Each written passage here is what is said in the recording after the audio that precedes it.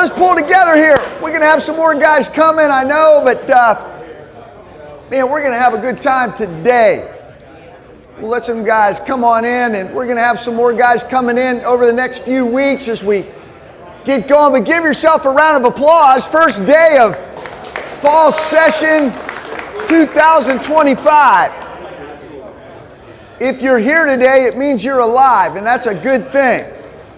And we're glad you're here. If you're new to this crazy thing called Ironmen, I'm really glad, and on behalf of all the table leaders and the guys that make this thing happen, I want to just say welcome, and we're glad you're here. I want you to know we did the same thing this past Monday night and had a room full of guys too. So there are a lot of guys who are involved and engaged in this, and I want you to know that there must be something to this if so many of us are willing to get up in the morning and also give a Monday night to engage. And one of the things I want to say as we kind of launch into this session is that one of the things that we're hoping is that this time is really helping us really consider in many ways and enabling us to just be the best version of ourselves that we can possibly be. And I don't know about you, but I know that that takes a willingness to be willing to grow and learn. And hopefully as you're here, if you've been an old timer, you'll just continue to join in. And if you're new, you'll get on that train and begin to just hopefully feel it's safe to be vulnerable. Because here's what I know is in this room. As we look around, if we could go, and we'll have some time to share in just a minute, but there's a lot of joy in this room, and I know that. And there's also some pain in this room. I don't know everybody's story. I know some, but to know that, you know, some of us are in the deep end of the pool. And for others of us, there's struggles, there's great accomplishment this year. Some of us might be battling some secrets that we'd prefer to just not have shared right now. But here's what I want to say. I think one of the things that is in this room is opportunity. Tremendous opportunity. And I mean that because 25 years ago, when this crazy little idea that has grown into this started with a very small group of guys at what is now a car wash at the end of Deerco and Padonia Road, it used to be Bob Evans, is that we learned that every one of us in this room needs some heart work. You know, the scriptures use this word heart over 880 times, which means it's important. And I think a little restoration in our hearts would go a long way to making things a little bit better. And so we're going to keep after that. I also know this, we learned early on that friendships can be catalytic, meaning they can cause a reaction and help us to grow in ways that you just can't alone. You just won't go as far if you go alone. And finally, many things have happened in this room where guys have been inspired and really engaged in some significant good works in our community, from a foundation that started now in Pittsburgh to help people who are fully disabled to live on their own, to mentoring young guys in the city, to guys working with young men down at HUM, the Helping Up Mission in Baltimore City, and the list goes on. But it just happened very organically and naturally. So I want to just invite you into an experience, because over the next 10 weeks, we're going to get after something in this realm of relationships about building bridges or barriers. We'll talk more about that in a minute. But when we're in relationships, I said this to some guys Monday night, our relationships are a lot like bank accounts. And the health of the bank account or the relationship is really due to the mixture of how many deposits and withdrawals are made. And if you make a lot more withdrawals than you make deposits, we have a problem. Would you guys agree with that? Yeah. Yes. Thank you, Bill.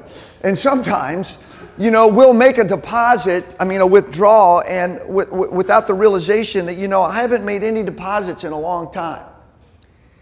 And how many withdrawals you can make, it really determined by how many deposits you have made, and is there some goodwill in the bank account? And so we're going to talk about that. Every one of us in here has a relational mark, and we want to try to take it up a little bit. So let's do this as we jump in. Around our tables, let's just take about 15 minutes, okay? I'd love for you, if you don't know each other, let's just some of you guys think, of course I know you guys. But if you don't, let's let guys at least introduce themselves. And I'd love you to share one of two things. Number one, just share why you showed up if you're brand new, or if you've been here a while, you can share both. Maybe one thing you hope to gain from the session. Like you've given some of your life to be here this morning. Why are you here? And maybe what's one thing that you'd hope to gain from spending a little bit of your life in this room with some other brothers this morning. All right? So let's just enjoy that. I'll give you the 3-minute warning when we pull back together again, and then we're going to jump in, okay? I've got a little video I want to show you in a little bit that's really powerful. We're going to have a great morning. Great morning, great morning. Yale Spector's in the back room, gentlemen. There he is, right there. But hey. Good to see you, Yale. All right. Enjoy your time around the table. I'll call you back in just a little bit. Gentlemen, so good. So good hearing all the chatter.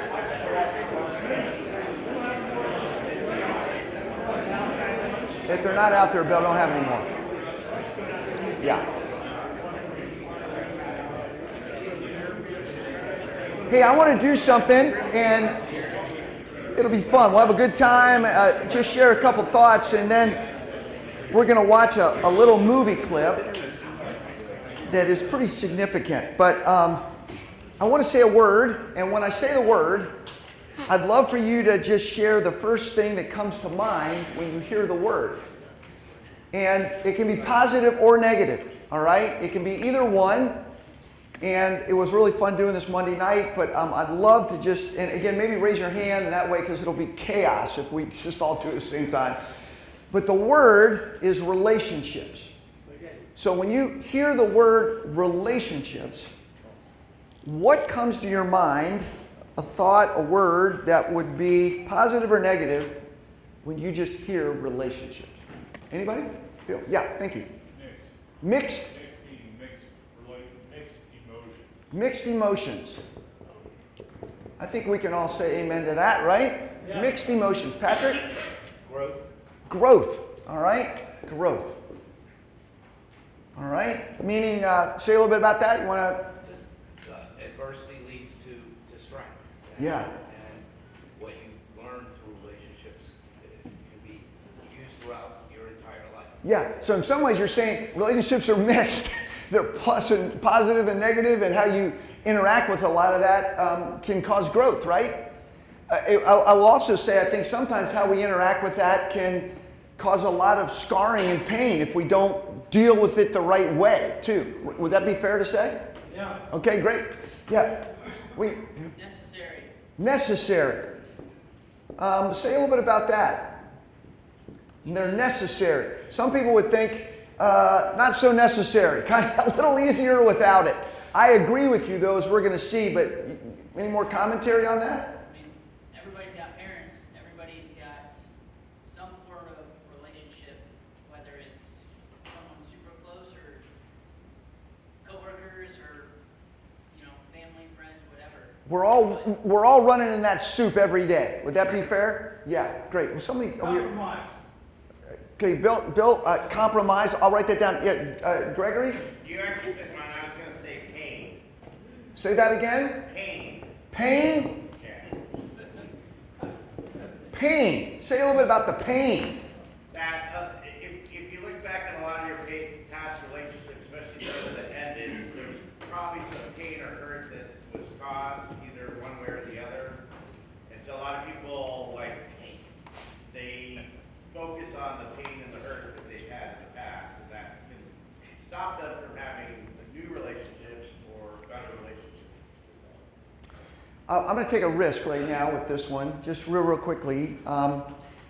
This is not anything new to anybody here, and we're not going to go down this trail right now, but obviously the stuff that, the incredible tragedy with Charlie Kirk last week.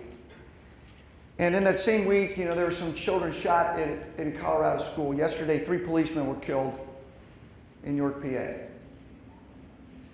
Now, I'm going to play a card here for a minute. It's interesting. I've thought about this. Why does this keep happening? And, one level, it's like some people respond, it's about guns. We just got rid of the guns.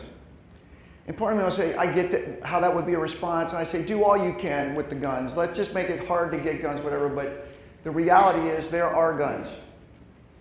And if you put a gun on a table, again, I'm off cuff right now. This is my thing, just real quick, because of what we're talking about. that gun's not going to go anywhere unless somebody takes it and does something with it. Is that fair to say?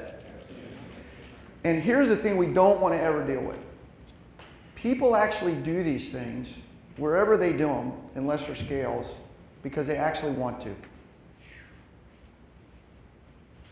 Out of all the discussions I've heard, this is just one citizen in our country, I've never heard anybody say, why did they do this? And we go, well, because they saw too much of this and too much of that. And that. Yes, great. But at some point, you do it. Like, why are you here today? Did somebody make you come here today? You're here because you want to be here. And you can say, well, I did kind of come. Somebody made me because I didn't want to have to tell them I didn't, but yeah, but you still came because you didn't want to do that. We don't get to this because at some level we act out of our heart, and our heart dictates our relationships at some degree. And this is why it's a deep issue. And if we don't deal with these feelings, and grow with something that we have that's necessary, and learn to make some compromises and listen and grow, we're going to continue to just keep going down the pain trail. I know this is very nuanced. It gets very complicated. But I want to ask you guys, this is crazy. Do you know that the one thing we all do every day is walk around a planet with a bunch of other people that we have to do relationships with? Is that fair to say? How many classes, if that's true, the one uniting reality of people is that we have to interact. Whether you're even going to go to Starbucks and get a coffee, or get gasoline and pay for it with the person behind there, or standing next to some guy at the pump, or whatever you're going to do when you're pumping gas together and you're talking, or at checkout counter, whatever it is, how many of us ever were made to take classes to help us be better at the very thing we all have to do every single day? How many of us were made to take a class in conflict management? Like you had to, because you're going to have conflict and you need to learn how to have it better. I never was made to do one of those. And most of us never made to take a class on how to budget money either. Two things that we deal with all the time. It's intriguing to me that the one human dynamic that causes so much, and we're going to see more of this today, all these realities, and we'd all say, man, we need to get better at this. Man, think about this. How many of us can think of one relationship right now in your life that's gone south? I can. Or that no longer exists. And it's not because people have moved. There's relational fray. Steve? Good to dig deeper than I in the sense and apply this conversation and this session. Real loud, Steve, so we can hear you over here. This session on relationships is so important because we've developed technology that we can now interact really without a real relationship. And we hand these things to our kids, and they don't learn relationship growing up because they're lost in the screen. And so it's even more important that we do relationships well and teach each other how to do that. Oh my gosh, it's so significant. So significant. Okay, but I want to show this in a minute. A couple more words, though. How about a couple more words when you think of relationships? Yeah, John, you're going to end Matt. Jim, go ahead. Dependency? Yeah, say a little bit about that. What do you mean by that? So I think there's mutual dependencies when you're in a relationship. Yeah. To keep the relationship going. Yep. And to help each other grow, to understand things.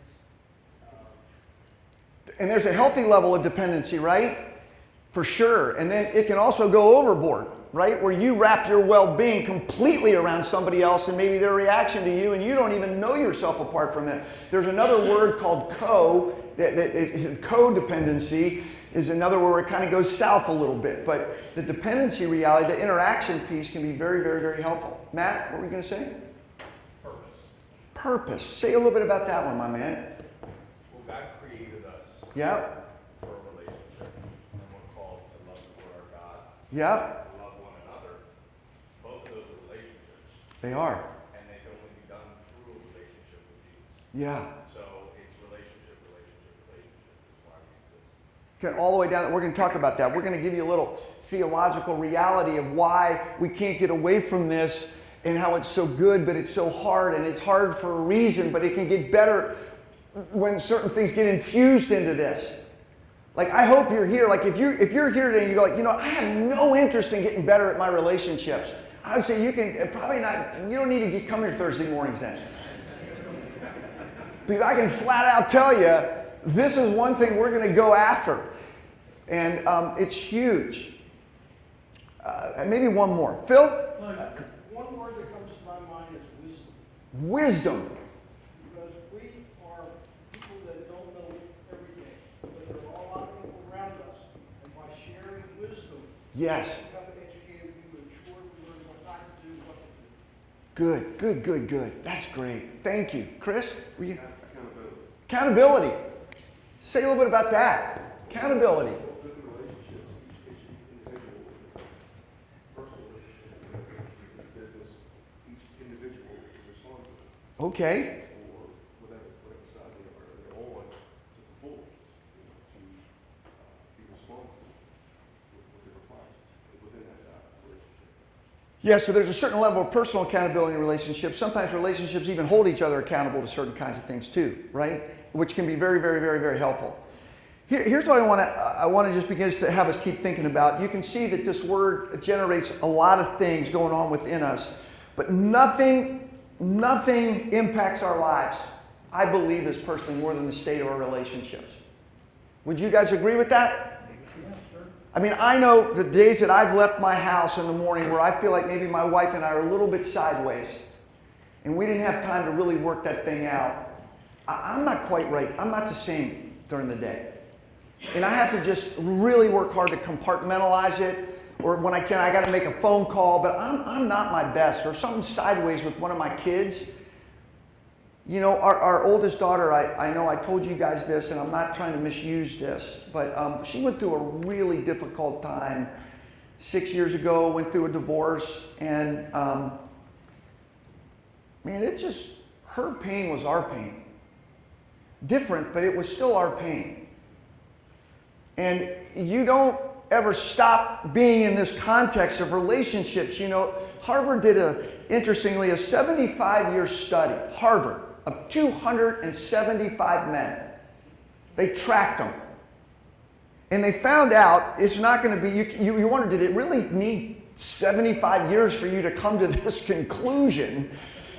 But they said that healthy relationships are the key to happiness.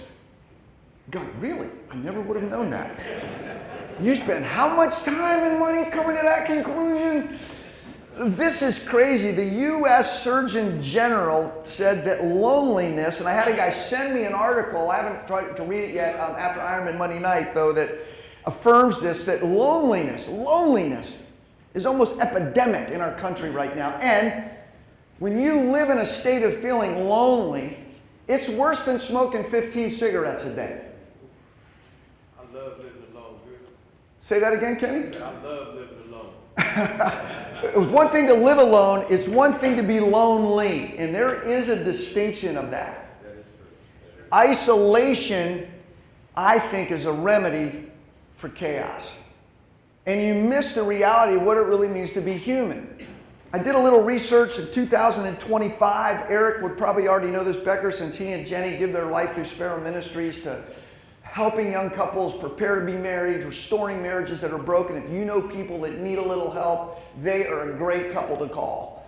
It's what they've given their lives to. But this is wild. Get this, 2025 estimated costs spent on marriage counseling. Like, this doesn't even involve like depression or other kinds of things. I mean, specifically marriage counseling, somewhere between $2.4 to $4 billion. This is all relational. And you didn't just get there. I mean, how many of us who are married realize once you got married, there would have probably been some good things for me to have given some thought to before I did this? No, I'm dead serious. Like, there was things like, I didn't even know you needed to think about that. Like, that happened 20 years ago in my life. Yep.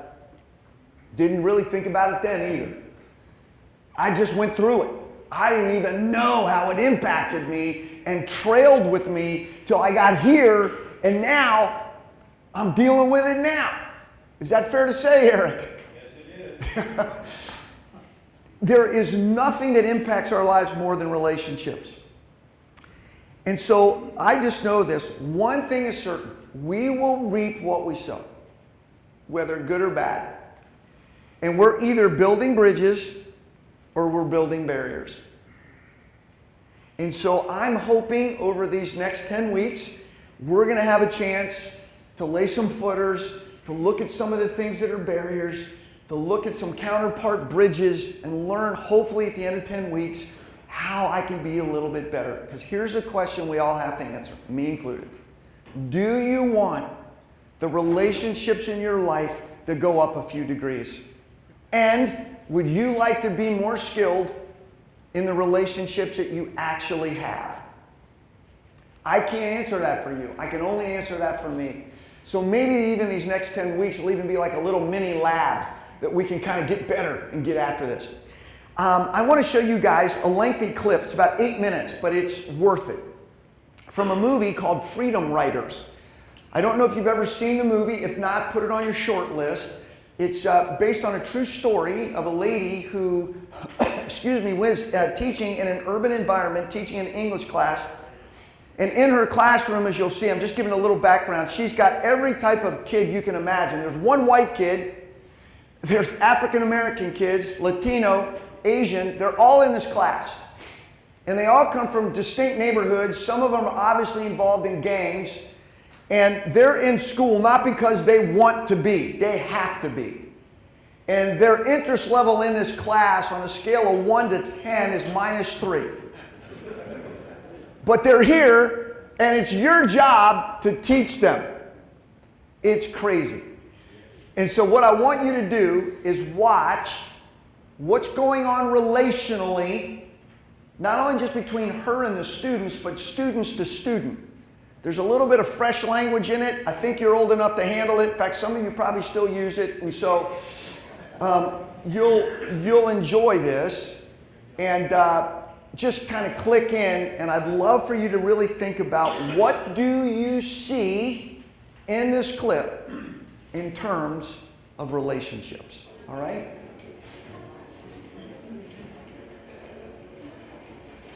The mouth and words don't always sync up, but you'll get it. It's great.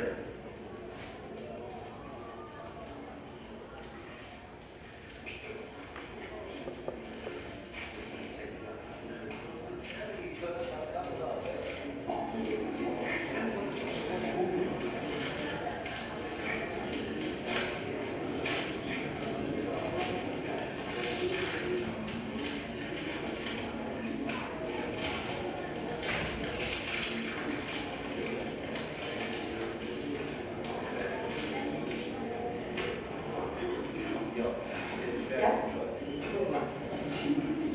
All right. Gloria, please read the first sentence on the board. Why me? Because I know how much you love to read. Close the magazine up. Odysseus had no sense of direction. Now, none of these sentences are correct. I'd like you to rewrite these sentences using proper tenses and spelling on page 4 of your books.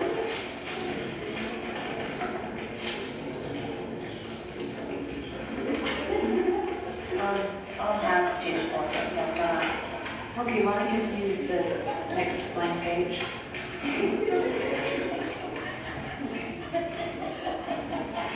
What's going on? What is that?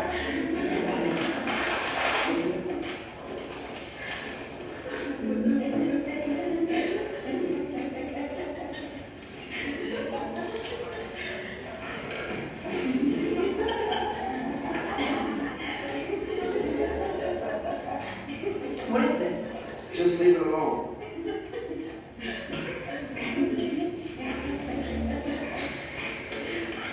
You think this is funny? Tito, would this be funny if it were a picture of you? It ain't.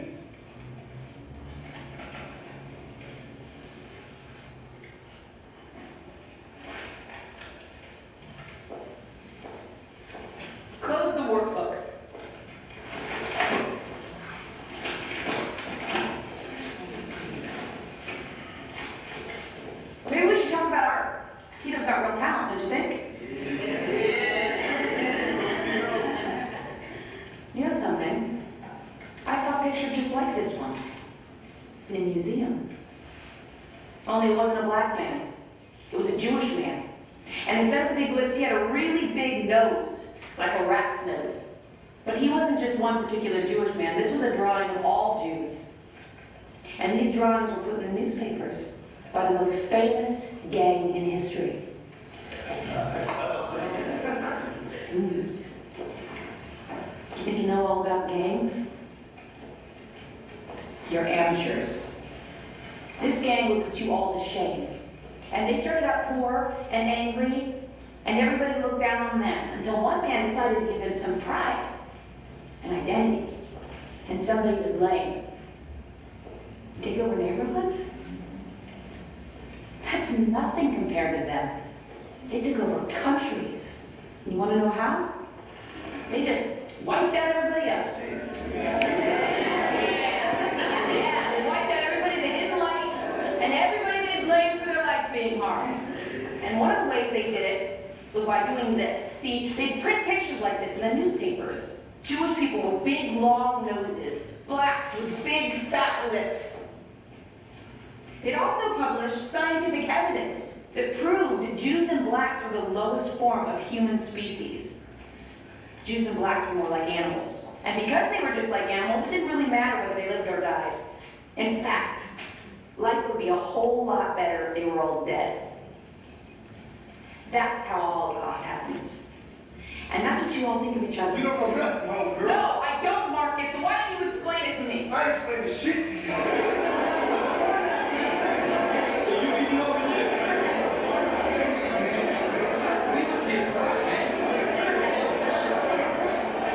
All right.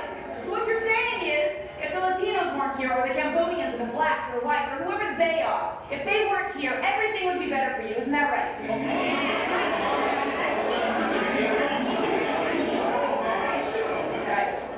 Right. It starts with a drawing like this. And then some kid dies in a drive-by, never even knowing what hit him. You don't know nothing. You don't know the pain we feel. You don't know what we gotta do. You got no respect for how we live. You gotta sit here teaching us this grammar shit, and then we gotta go out there again. And what are you telling me about that, huh? What are you doing in here that makes a goddamn difference to my life? You don't feel respected. Is that what you're saying, Ava? Well, maybe you're not. But to get respect, you have to give it. That's bullshit. What? Why should I give my respect to you? Because you're a teacher. I don't know you. How do I know you're not a liar standing up there? How do I know you're not a bad person standing up there? I'm not just going to give you my respect because you're called a teacher. White people always wanting their respect like they deserve it for free. I'm a teacher. It doesn't matter what color I It's am. all about color. It's about people deciding what you deserve. About people wanting what they don't deserve. About whites thinking they run this world no matter what. You see, I hate white people. You hate me. Yeah. You don't know me. I know what you can do. I saw white cops shoot my friend in the back for reaching into his pocket. His pocket. I saw white cops break into my house and take my father for no reason except because they feel like it. Except because they can. And they can because they're white. So I hate white people on sight.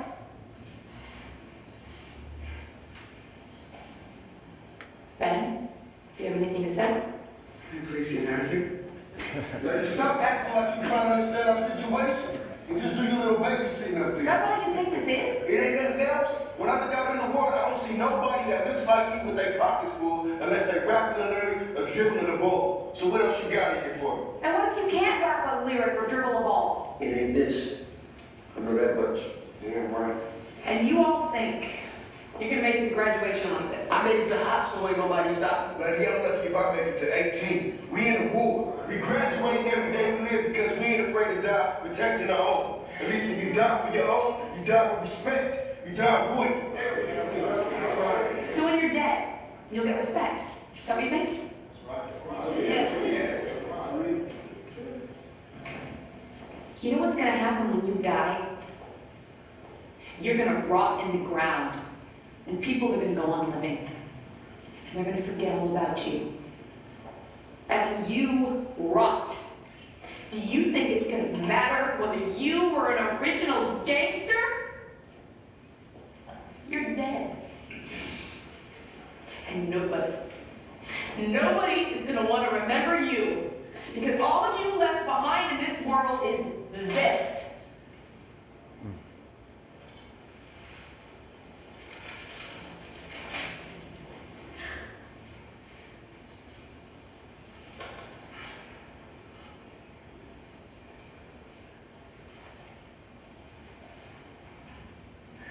You're raising your hand? I think as you said before, the Holocaust, Holocaust, yes. what is that? Raise your hand if you know what the Holocaust is.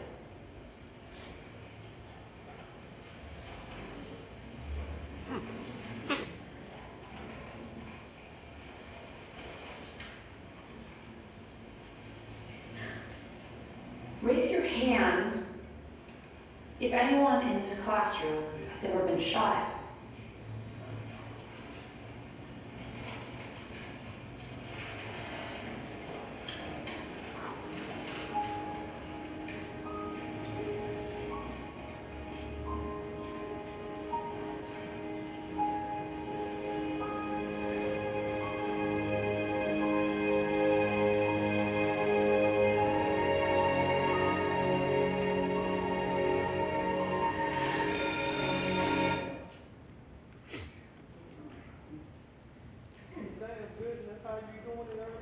I was going to say, Kenny, I was going to say, how about you? Hey, we're going to end right now. I'll see you guys a little later. That's why I smoke weed good. I want to ask you just for a second. I found myself towards the end of that tearing up right here. Maybe some of you did too. And part of it is just because I feel like I've given my whole life to try to love young people in some way, shape, or form. In the last 5 years of my life, I've been privileged with some other guys to help some young men in the city, 18 to 21, are some of the finest young human beings I've ever met. And so many people who see them don't see that because it's just like this classroom. So I want to ask you, what did you see in this? What are the dynamics that you saw that created what you saw? Scary. I will say this. Yeah, Kenny? Real loud, Kenny. Being black and growing up in a single family household, dad in jail, or going to all white schools, like I understand like white men feeling attacked right now. Like, and I do. Like, and I feel bad for it. It is not fair that you were born white in America. So what happened 500 years ago? Like, that's not your fault. That's not my fault. And the fact that you white men now have to walk around on eggshells because of their cultural experience in America, now they're getting chastised for it. Yes, this is the same way that African Americans got to walk around on eggshells because our cultural way we act will get us locked up or we get stereotyped. Most people think, I'm just a dumb athlete. Nobody knows that, I actually go into schools and I teach emotional intelligence and substance abuse, elementary school and high school kids, right? We get stereotypes, we all do. But that kid in the classroom, that white kid, I felt more pain for him. Than all of others. Yeah, right? That's interesting. That's great. Everyone else in there was the white kids, and I went to St. Joe, and I was the only black kid in the class. Yeah. Right? So I know what that feels like, and it's an awful feeling. Did you hear the white kid go, when she goes, what do you feel? He goes, can we end class right now? Like, can we get out of here? Like, that would be great. Kenny, thank you. It's just not fair, right? No. It's not fair. At the end of the day, we all want the same thing. We all want food, clothes, shelter, and someone to love. Okay. What you just said is very profound. Now what I want to do, I want to ask the question, though. Because of this, like, why aren't we there? What did you see in this? Anything else that you saw? Yeah, Bill, thank you. And then Dave. real loud, too. I saw her struggle to try to find a way to connect.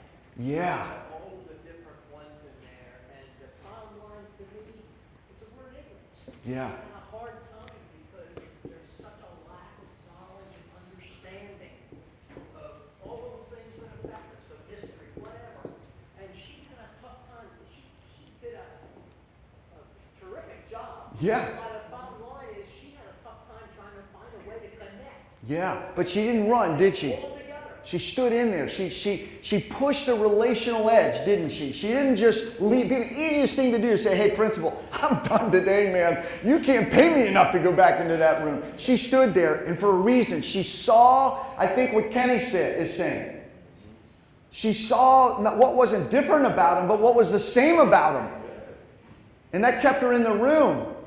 And they had no clue. They were all the No clue, but it had to take somebody with eyes to bring it to them. I'll tell you a little more in a little bit. Dave, were you going to say something? Just the making assumptions without knowing someone's whole story. And then at the end, she said, how many of you have ever heard the Holocaust? Like, she just assumed that everyone heard about the Holocaust, right? And the one white kid raised his hand, and no one else.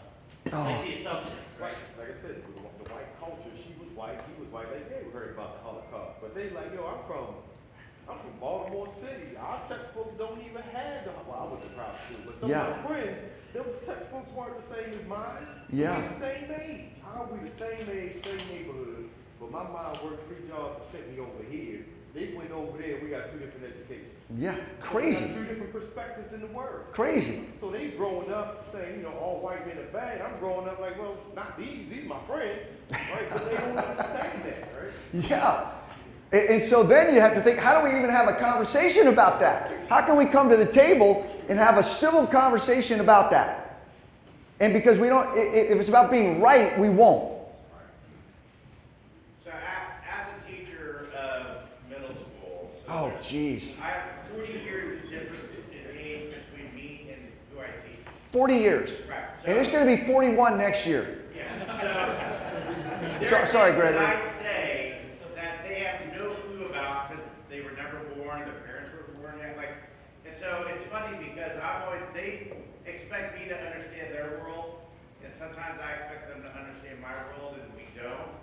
And they hear me say this all the time. Remember, I'm an old white guy. Like, I don't know your music.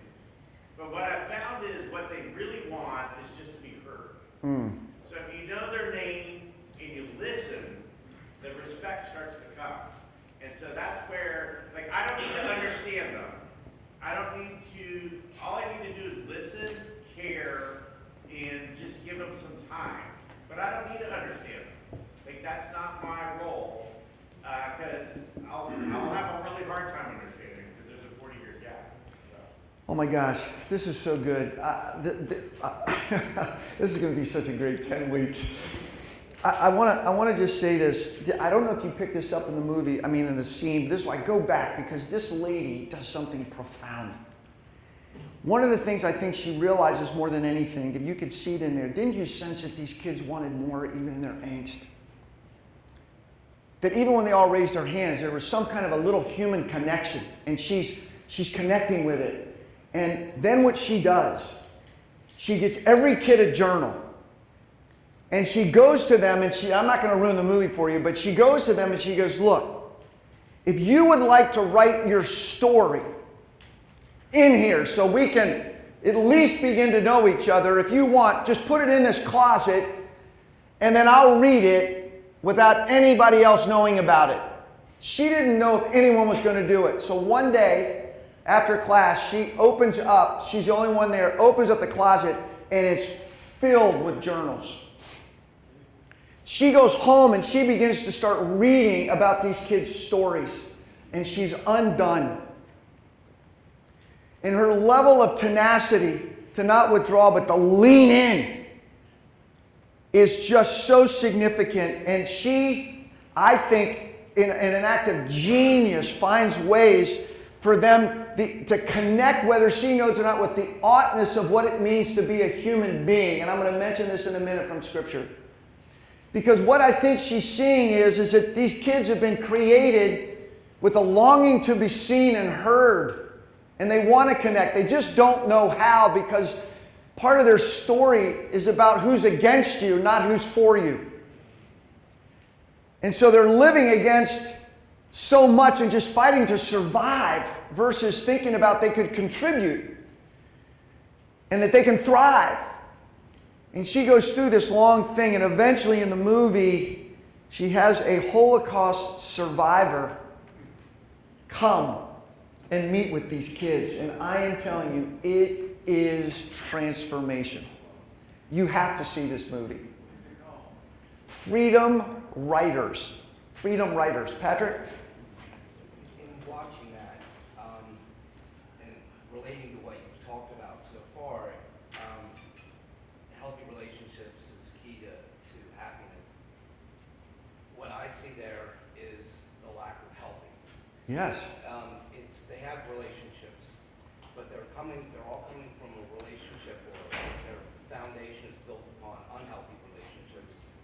That is teaching them victimhood, that is teaching them pain, that is teaching them blame. And she's trying to pull the healthy out of it, and the commonality like you talked about. And it's really kind of a sad situation that they are so focused on their differences and what's wrong in their life that they don't take to see the benefits. So when you're saying each one of them, and here's what I will say, pain makes us isolate, even because, it's like my pain, my world. You feel what you feel. What I'm trying to say is that she was trying to get them to share their stories because they were living out of their story. We'll talk about this in a few weeks to come, but it's a great phrase that I read somewhere. It says this: the story you live in is the story you're living out. The story you live in is the story you're living out. And I would even say this, that some of us in this room have not completely processed or even understood our own story. And it's why we don't keep growing.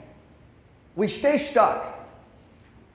And whether we know it or not, we're indirectly asking somebody else to fix our story or to fix me. Or I make judgments. Instead of assuming the best and asking questions, we make assumptions and assume we're right. Here's what I want to do for just a minute is begin to talk about where does this DNA, though, come from where we long to connect. Don't you want better relationships? I mean, we all do. It's really interesting in the scriptures, out of all the things, I had a chance to speak on this last weekend at another church, but it's interesting when you think of, if I were to say to you guys, obviously, why do we exist? You go, well, God created us. If you have faith. I don't know, wherever you are in this room and your faith journey is fantastic, but I will say I'm assuming right now that many of us at least believe that we're not here accidentally. So then the question becomes, why did God take the time and effort to actually create? I know He did, but why did He? And so as you read the scriptures, you begin to get a sense that one of the major descriptors of who God is, if you ask people, what is God like? Many people say, well, God's holy. Yes, He's powerful. Yes, He's all-knowing. Yes. The scriptures are much more simpler than that. They go, God is, what would you think the easiest description, 1 John 4, 18 to 20 is? That God is love. He's love. Now, love is a relational word. You don't have it if there aren't two people engaged in it. And what it basically is saying, if God is love, then it means everything He does is motivated by that. It's the essence of how God functions. I would even go as far as to say that in Scripture, when it talks of God's anger and wrath, even that is motivated by God's love. And so imagine this. The Father, Son, and the Spirit experiencing something so rich, so beautiful, so dynamic. Don't you want to include other people in a good thing? I typically do. That they then would create out of love so that what they create can experience the beauty of what they have. And with the capacity to take it in and to enjoy it and to flourish. If love is anything, it is to will the best for another. It is to celebrate their existence. And that God created us because He wanted us. He is relational in His nature. And he wants to welcome us in the reality of who he is. This is why we can't get away from this. This is why when the scripture says we're made in the image of God, Chris, you and I, because who God is woven into us, whether we love him, don't love him, believe in him, don't believe in him. It's hardwired into us. We can't live well without relationships and without love and experiencing it. And yet we fight so much, don't we? I mean, those kids in that movie was so illustrative of things going on in our world every day. We're going to find out more crazy stuff today. And at some point, you just want to scream, why can't we get along? Like, Russia, do you really not have enough land? Seriously? People in the Congo, do you have to keep killing people who believe differently than you? 90 believers butchered last week. Why? It comes to the human dynamic. And everything in us says it's wrong because it is. And those people doing it just don't want it done to them. This is the craziness we live in, but yet we need a teacher. And the beautiful thing is God knew it, and so he comes in. See, we have a God who is with. God was with Adam and Eve in the garden. With is a really relational word, isn't it? I mean, there's sometimes somebody go, hey, yo, Eric, I'm with you. It's like, what does that mean? But like, Eric, no, like, dude, I'm with you. I'm with you. Whatever it means, I'm in. That's a different word. That's what I'm talking about. God never abandoned us. You look at the nation of Israel, he was with them with fire by night and a cloud by day. He was in the temple, and they took that temple all over wherever they went so they could post it up and remember that God was in their midst. He was with them. Jesus Christ comes into the world as God in the flesh. His name is Emmanuel, which means God is with us. He gives us his Spirit to walk in us today, and we get to live in a world to bring the heart of God's love into broken places every day. I don't know whether that teacher knew the Lord or not, but in that movie, I can't think of somebody that's doing something more Jesus-like than that lady right there. The more you watch the movie, the more you'll see what I'm talking about. It is profound. I want to just put up a little quote that I wrote that really impacted me as I was thinking about all this, and I just want to surrender this to you guys, and I'm going to give you a chance to do something. Let me just read this to you if I could. How we navigate our relationships has way more to do with what's going on inside of us than outside of us. Our behavior and our reactions flow out of our hearts, not an empty vacuum. Did you sense that with those kids in that room? Did you sense some pain deep down in there? How healthy our hearts are and how well we understand our relational story will go a long way to enable us to grow and experience goodness in our relationships. Because here's what I know. When you don't understand and process, you will repeat. People that know they're loved, they just tend to love better. This is why Matt's statement about knowing the love of God and loving the right thing the most. Isn't it interesting that the thing that we call the great command in Scripture isn't about how many things you got to keep. It's about what you love and how you love it. And in what order do we do it? We will get better at our relationships as we understand ourselves better and are humble enough to face the broken and the immature parts of our lives. Do you agree with that? Yeah. So now the question becomes, are we willing to do that? Proverbs 20 verse 5, and you can look up these other texts if you want, says this. The purposes or longings of a man's heart are deep waters. Man. But a man of understanding draws them out. In essence, I think what the wisdom literature is saying, man, there's a lot inside of Carlo. Alonzo, there's a lot in there, man. And it takes a little bit of a deep dive to draw that stuff out and to ask, what did it do to me? You guys, I'm telling you this. Some things happened to me, and I'm not trying to be a psychologist here, but I'm just trying to make a point. Some things happened to me, and I mentioned this before relationally, when I was 5, 6, 7 with my dad and through a divorce. And my dad did a lot of right things, and thank God I can remember back, it wasn't all bad. But I remember times when I got separated from him on a regular basis. It did something to me. It did something to him. And I didn't realize how it impacted me until I got married and we had some tension in our marriage. This is around 35 years old. I'm a dad of 3 kids with a lot of responsibility in my job, and I'm acting like an 8-year-old kid. And it's affecting my marriage relationally in a really bad way. And if I didn't get coached up and was willing to go back and say, wait a minute, I got to understand, how did I get here? Why do I react this way? Why does that threaten me? Why do I run from this? Why do I react like that? Why do I say those kind of things in these kind of situations? Because I do it and I don't even know where it's coming from. But when I went back, and I dared to go, went there, and I felt like the voice of God, I allowed the Lord to speak truth to those places in my life where there was some pain and uncertainty. It brought some healing.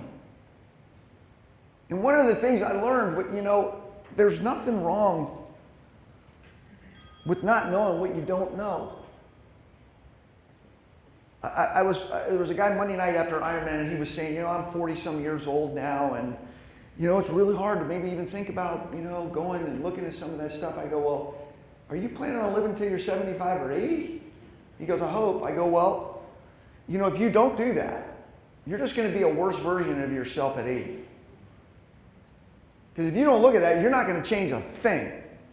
You're going to have 40 more years of what you're already admitting to yourself needs to be looked at. And so I want to just encourage us to begin to think about our relational history, because I know this. We can grow and change. Would you agree with me? Yes. Pat? The reason I'm here. Real loud, too. The reason I'm here is 11 years ago, I was going through a divorce, the worst time of my entire life. And I was in counseling with my wife. And the counselor said, you cannot begin to work on this relationship until you work on you. And I feel like that at the time I fought against that, but having a self-awareness of what is going on in your life is so foundational. And this place has brought that to me. Like, it's a constant work. And that's why I'm grateful for this place. That's why I'm here, is because relationships matter. And unless you have a good self-awareness of what's going on inside you, you can't have good relationships. You can't do it. Yeah. I mean, we repeat things, right? So here's the gift I want to give you guys. Here's what I know. The Lord created us to flourish, not to just exist and coast. Here's the other thing I know. If Jesus is anything, he's a healer. And he wants us to be free. We all have stuff. I know there's brokenness in this room. There's divorce in this room. There's pain in this room. And there's no judgment in this room. Welcome to humanity. Welcome to the relational soup kitchen, man. We got it all here. I just know this. At times it's way harder than it needs to be because we've had a lot of unprocessed stuff. So I want to give you an opportunity to do something for about 8 minutes maybe. Start the process, not end it. Out on that table, some of you got one, some of you didn't. There should be enough copies. I'm going to play a little soft music. I got this idea from my friend Joe Ehrman years ago. It was called a relational coherent narrative. This is something we're going to start now. Maybe this week you get a cup of coffee and sit down and go, I want to just think about this. But what this is, let me explain it as guys go and get one if you didn't get it. Along the bottom, real quickly, there's different ages, okay? And then it has negative impact, the level of negative impact, and then positive impact. And all I want you to do is just think about some key relational moments in your life. I mean, you've had millions of them, but maybe there's a few you said, man, these were a few that kind of really did impact me and mark me. I want you to think about, was it positive or negative? And just mark it on the scale. And then maybe write a word next to that as to what happened there. It might be, man, I started distrusting right then. I started being cynical. Man, that created hope and optimism. I don't know what it is, but hopefully maybe if you look at your story a little bit, we're going to talk more about this next week, maybe you'll begin to see why. I mean, there's a little bit of, I'm seeing why maybe I do what I do a little bit in ways I haven't before. It's just like every one of these kids, they have a story. And that's why they're reacting the way they do. It creates a pair of glasses for us, if you will. So we're going to just play a little music. Just sit with it for a few minutes. You don't have to finish it now. Maybe just you say, man, I've never even thought about this before. I know. But just write it down.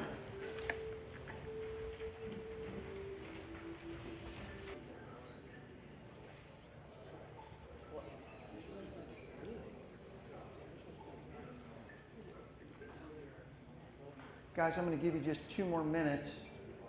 I wanted you to just keep going. I'll give you 2 more minutes, and just to kind of get you into the waters a little bit, to maybe create an eagerness to sit with a cup of coffee or tea or whatever you prefer to do this, and think about this a little bit more over this week.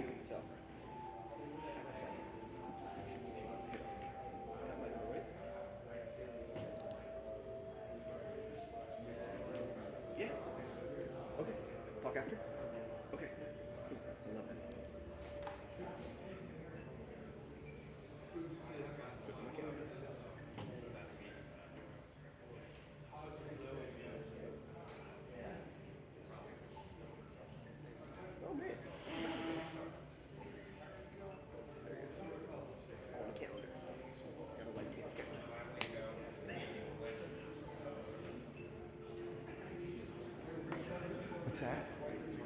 Yeah. Amen. Amen. That's a good statement, isn't it? That old man. Whew.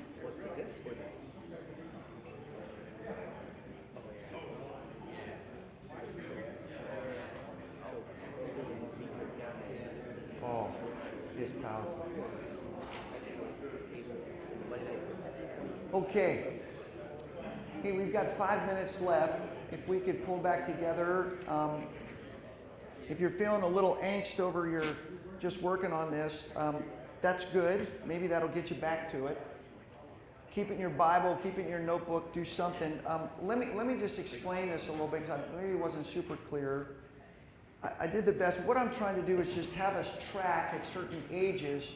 It could be, for me, like a divorce, and then something happened with a brother that was impacting.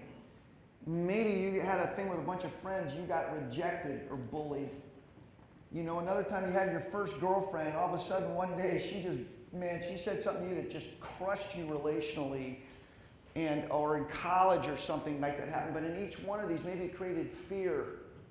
Or maybe there's a coach who took you apart and he said, look, Joey, you can really do this, And it gave you a hope and a sense that you were someone, that it gave you a positive awareness. But I just want you to begin to track certain things and see how that maybe is created. This isn't about being an introvert or extrovert. This is more how you relate and react to people and things that can create walls, barriers, assumptions. Maybe, I started blaming everybody else for stuff at this thing when this thing occurred. Like you were a victim, it occurred. But it created a pattern for me of dealing with stuff that I've never thought about. And it started right there. I just want you to have more of an awareness, because you didn't get to how you got at this point out of a vacuum. We often just don't think about it, and you're going to continue living a certain kind of life, and you have 100% say in that. Me too. So I want to just challenge us to really keep thinking about what kind of relationships do we really want to have, and are we willing to do our part to make that possible? Is that fair? So we're going to keep after this. I don't know if there's any more. There's a great little quote out there by Dr. Halverson called The Old Man, and it's talking about the old man that you're becoming, and you're becoming him more and more every day, and you get a say in that. If you didn't get one of those, grab one. It's pretty profound. If not, I'll try to have some more of those. Hey, in just a moment, not yet, but just a moment, we're going to get up and do this verse. And we need all the tables and chairs broken down today except 4. Tables and chairs need to stay up. So Alonzo, Ryan, your table, Dave, your table, and Jerry, we'll keep those 4 up because they're having a staff meeting in here.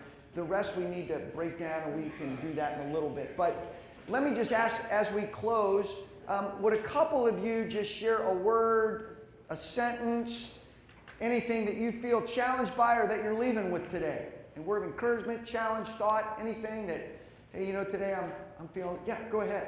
Yeah, real loud. Yeah, the thing that really strikes me in relationships and the word, to me, that's missing up there in the chart is vulnerability. Perfect. That it takes vulnerability. Yeah. It's a two-way street. That it isn't enough just for me Yeah. to be vulnerable. I'm going to be in a relationship with somebody. It's reciprocal. It's got to be reciprocal. Interaction. Yeah, it is. I would say that 100% agree.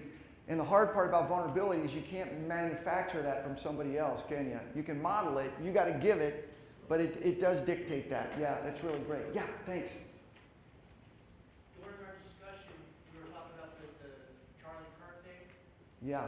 And one of the things that I had a discussion with a friend of mine, a college roommate, he brought politics into it. And I said to him, you know, this isn't about politics. It's about loving everyone and respecting everyone. And I was going to talk about the love part, and that's what we talked about after we saw that clip. And I think, you know, it's just people don't love each other and respect each other as much as they should. And I think that's one of the things we need to work on a lot more. Well, we do, and that's part of the reason we're doing it. And the only thing we can do, I can't do relationships for other people. I can do it for me. And I think hopefully if you're that way and as you interact, and then even let's say this, you get into a conversation with somebody that you disagree politically with. Then the question becomes, how are you acting? How are you treating that person that you disagree with vehemently? We have not learned that well, and there's reasons for that. We get like, why is that so important to me that I feel like I need to downgrade or, you know, like you can hold a conviction. You know, this experiment, I read it this week, this whole experiment, you know, like if you can keep it, we just assume that our country is always going to be our country. And the originator said there's going to take 3 things that are really going to make it happen. One is virtue, the other's faith, and the other's freedom. And you can't have one without the other. They intersect. But every one of us has spheres that I'm just saying, if we get better at this, isn't it interesting that we aren't made to take things that help us get better at this? So we are right now. And we're in the lab, and we're going to get after it. So this week, I want to encourage you to spend some time thinking about your story a little bit. You're created for love, out of love, to love. So doesn't mean you don't disagree, but you can do it the right way. So let's do this before we break down. This will be our amen. If you didn't get one of these, it's a little laminated verse. This is my subtle way of trying to help us memorize something. And this is our verse for this session, so we can stand and we'll read this together. Take one of these with you. You can keep it. You want a couple of them, there's plenty of them out there to grab one. And if we didn't get enough copies, if you guys missed something, I'll make some more. So let's try to do this in unison as best we can. And then, except for the 4 tables I mentioned, if you guys could help, if you're willing, we'll pull some racks and stuff out and get that done real quick. Here we go. Colossians 3:12-13. You ready?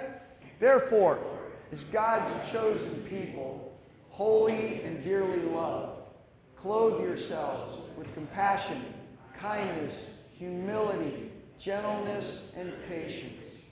Bear with each other and forgive one another if any of you has a grievance against someone. Forgive as the Lord forgave you.